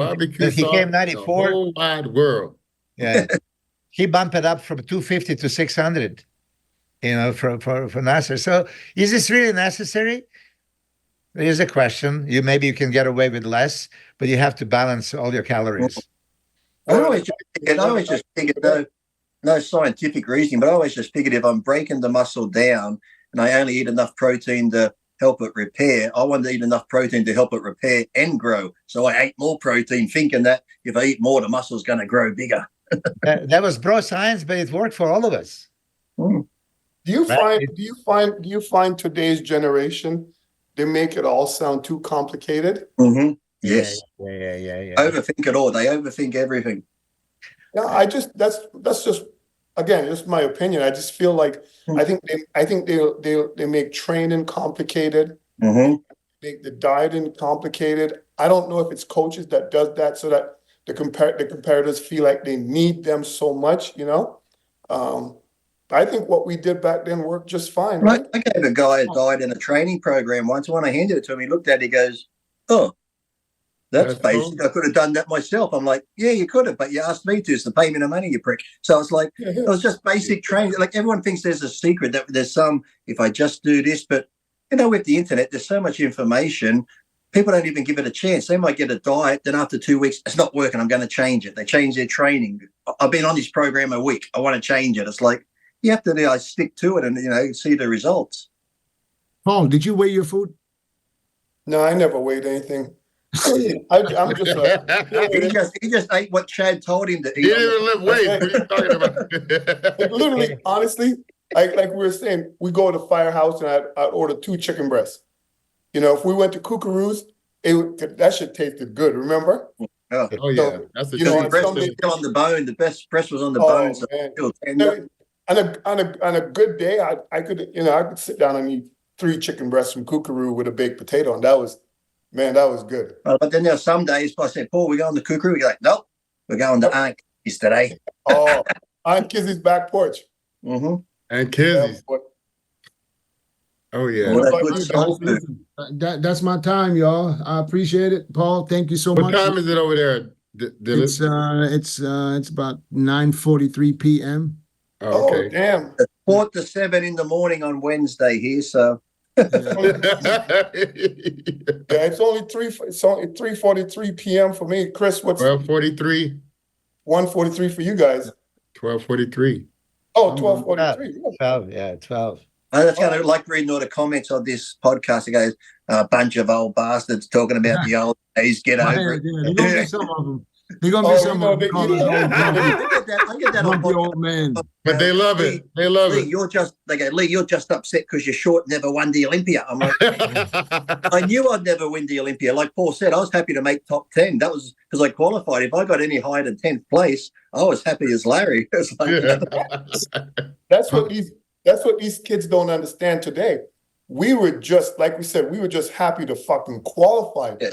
And I had no 212. I had no 212 in my day. I had to suffer with all these people. Fuck, you know, like I know they didn't make it that easy. They didn't make it easy for us.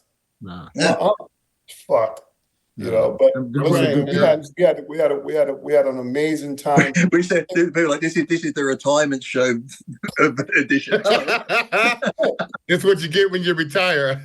Yeah. All those ones talking shit about us in 20 years, you'll be here talking about back in your day. One more lap around the block. Yeah. I'm the only one over 60, so kids. Paul, are you 60 yet? Not yet. Yeah. Not yet. Almost. Yeah, almost. Oh, This year or next year? Next year. Next year, okay. That's why I tell Milos. I said, Milos, we got one more in the tank, brother. Like, we got one more in the tank. Come on. You go ahead. I Hey, tried Paul, to 60. Paul, That's it Milos- for me, man. Milos can be our coach and he can put me on insulin for the first time. I'm going to Us old men need it. Milos, can you? All right, guys. I Look appreciate at you. Lee. Guys, look at Look at Lee. that, Lee. Fucking A. Fucking Lee. Lee's got a lot more left in the tank. Hey, Milos, you help. Now tell Lee to show the other one. Which one is the bigger one? Look, This is the bigger one. This is the bigger one. Yeah. Lee, everyone has a bigger one. hey, And Milos, you want 53? This is bodybuilding side. This is physique. Are you 53 now? 52, 53? 53 will be my next birthday. Oh, okay. Oh, Lee's the baby of the bunch now. yeah. Hey, And I'm still the short. And I'm still the shortest. Wait a minute. I thought you was 20 when you turned pro. I thought you were 20. How old were you? 22, 21? 2193 because I was born in 72. I thought I was like 2 years older than you. I'm like, damn, I'm 57. Grandpa. Damn, I thought it was like. I thought you were right there. Wait a minute, something's wrong here. Oh, are you same age as Chris? Who? You? I'm older than Chris. Really? Yeah. Well, you're my age, right? Dan, it's 59. The thing, No, I'm 58. I'll be the thing I 58. like is all these people to talk. You're like, you're pushing it, Paul. Don't push my shit. All these people to talk shit about us online. You ever notice all the ones that talk shit about us weren't even born when we were competing in the Olympia. I know, right? You don't have to. You were still in fucking diapers. Some of you weren't even. You weren't even. You were They were still in their Hey, did any of you lie about your age before? Not me. Yeah. Only when I was younger, though. Only to To start get school. into the clubs. Only for school. Oh, I made myself older when I remember when I turned 20. The day I turned 20, I celebrated my 25th. Yeah. Because I was always the youngest with the people that I was hanging out with here in Germany, and I didn't want to tell them that I'm so young because I thought they might not accept me. Right. So I made myself 5 years older. So once I turned 30, I went back to 25. And I remember you guys. I'm sure you all remember when you were the youngest guy in the room, and now everywhere you go, you're the oldest. Yeah, look at. Yeah, that's. And you do catch yourself at the gym saying back in my day and tell the That's young right. kids, Hey, but you know So what?